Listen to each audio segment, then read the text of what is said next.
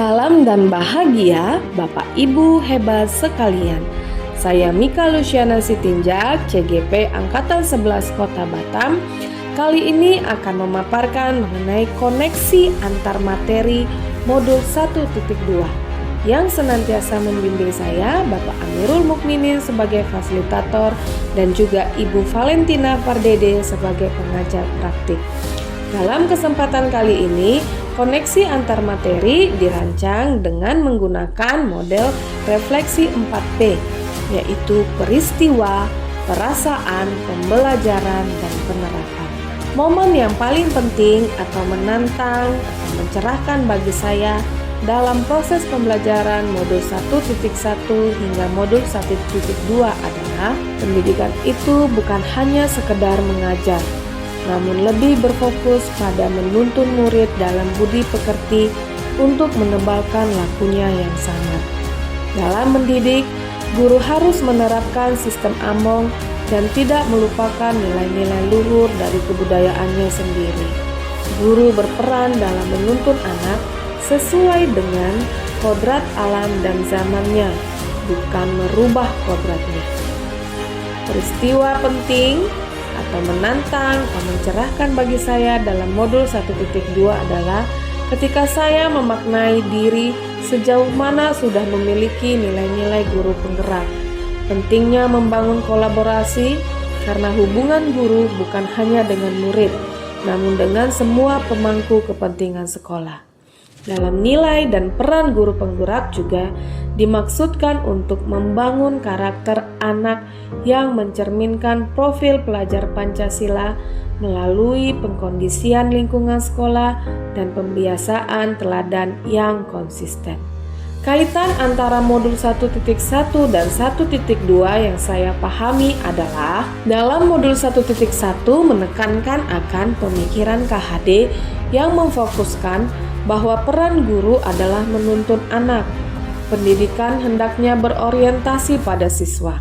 Dalam hal menuntun tersebut, seorang guru harus memiliki nilai-nilai guru penggerak pada modul 1.2 sehingga mampu berperan sebagai seorang guru penggerak yang menciptakan pendidikan yang berpihak pada murid. Kaitan lainnya adalah modul 1.1 dan modul 1.2 memiliki inti yang sama. Jika filosofi pendidikan KHD pada modul 1.1 menggarisbawahi pada pendidikan yang menghamba pada murid, modul 1.2 yang membahas mengenai sistem berpikir, dasar kebutuhan manusia, nilai guru penggerak, dan peran guru penggerak juga tujuannya adalah untuk kepentingan murid. Saat momen pembelajaran itu terjadi, saya merasa bagaikan seorang anak yang sedang bermain puzzle. Awalnya semuanya kelihatan berantakan, namun setelah disusun satu persatu, semuanya menjadi jelas dan wujudnya pun terlihat. Begitulah yang saya rasakan sebelum mempelajari modul ini. Banyak hal yang masih belum jelas dan membingungkan selama proses saya menjadi seorang guru selama ini.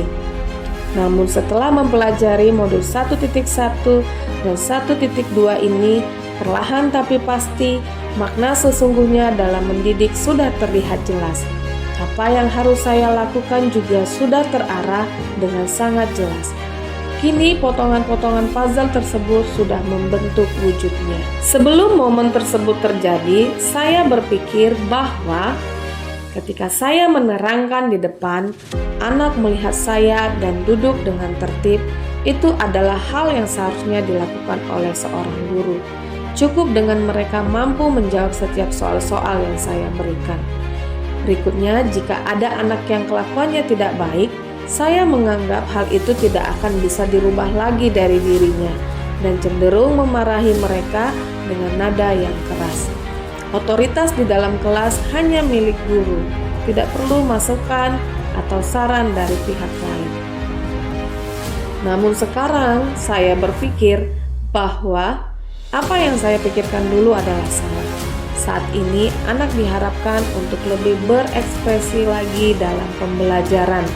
Inovasi itu penting dalam menciptakan pembelajaran yang menyenangkan. Menuntun budi pekerti siswa sama pentingnya dengan mengajar akademik mereka. Untuk itu, tuntunlah anak sesuai dengan ilustrasi seorang petani terhadap tanaman. Saya juga sadar bahwa membangun kolaborasi dengan seluruh pemangku kepentingan itu sangat penting untuk mencapai tujuan menciptakan pendidikan yang berpihak pada murid. Pengembangan diri yang sederhana, konkret, dan rutin yang dapat saya lakukan sendiri dari sekarang untuk membantu menguatkan nilai-nilai dan peran saya sebagai guru penggerak adalah: 1. Menjadi pemimpin pembelajaran yang menciptakan pembelajaran yang berpihak pada murid. 2. Menuntun anak dengan sistem AMON. 3. Aktif dalam komunitas praktisi. 4. Berinovasi dalam pembelajaran, metode maupun media belajar. Memotivasi diri sendiri untuk selalu mengupgrade kemampuan diri. Membangun kerjasama yang baik dengan seluruh pemangku kepentingan. Dan yang terakhir, selalu memaknai pengalaman dan mau berproses untuk memperbaiki kekurangan diri. Demikian koneksi antar materi modul 1.1 dan modul 1.2 dengan menerapkan metode refleksi 4P. Semoga kita senantiasa terus tergerak, bergerak, dan menggerakkan. Terima kasih.